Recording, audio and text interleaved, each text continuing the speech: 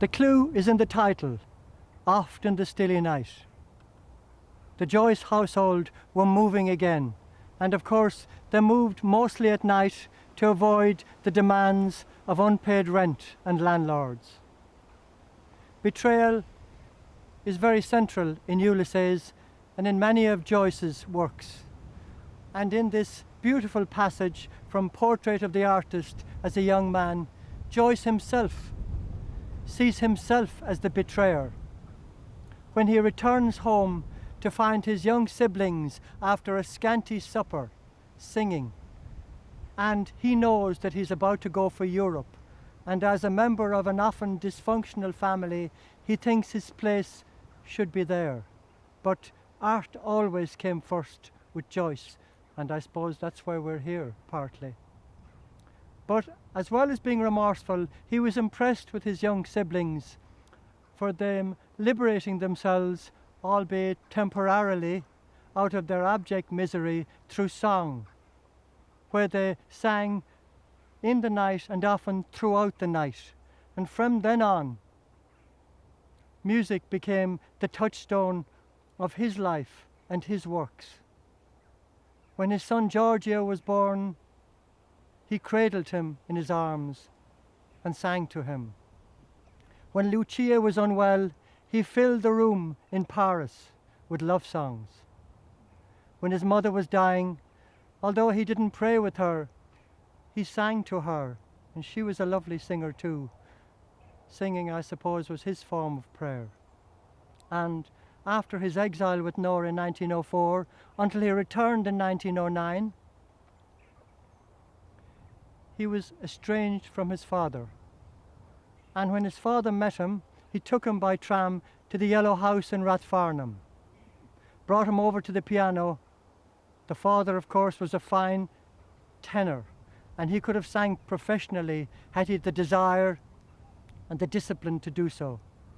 Father brought him over to the piano, and there they duetted Di Provenza il mare il sol from La Traviata, in a scene which involves a prodigal son who has returned.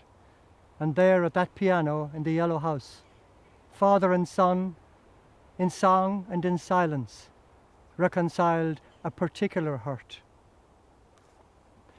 Music and his wife Nora sustained James Joyce throughout his turbulent, amazing and roller coaster life. He pushed open the latchless door of the porch and passed through the naked hallway into the kitchen. A group of his brothers and sisters were sitting around the table. Tea was nearly over, and only the last of the second water tea remained in the bottoms of the small glass jars and jam pots which did service for teacups. The sad, quiet, grey-blue glow of the dying day came through the window, covering over and allaying quietly a sudden instinct of remorse in Stephen's heart. All that had been denied them had been freely given to him, the eldest, but the quiet glow of evening showed him in their eyes no sign of rancour. The voice of his youngest brother from the farthest end of the fireplace began to sing, Oft in the Stilly Night. One by one the others took up the air until a full choir of voices were singing. He waited for some moments, listening, before he too took up the air with them.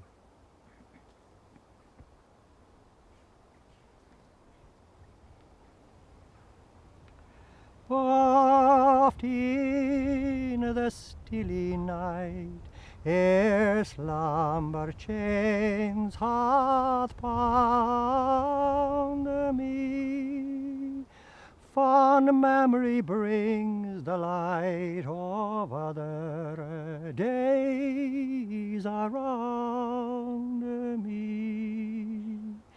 The smiles, the tears of boyhood years, the words of love then spoken, the eyes that shone, now dimmed and gone, the cheerful hearts now broken.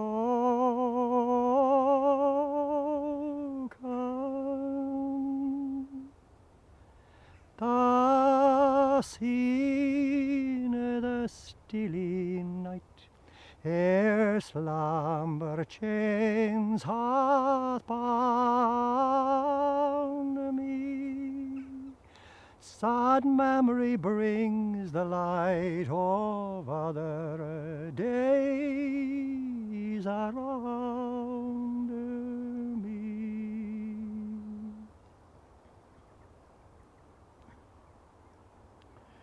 When I remember all the friends so linked together,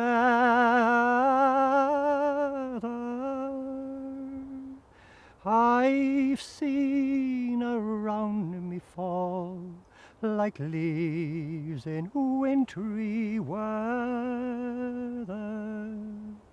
I feel like one who treads along some banquet hall deserted, whose lives are fled, whose garlands dead, and all but he departed.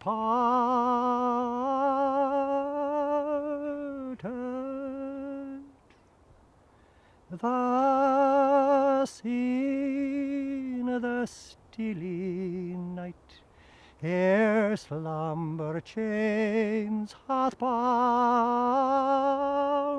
me, sad memory brings the light of other days around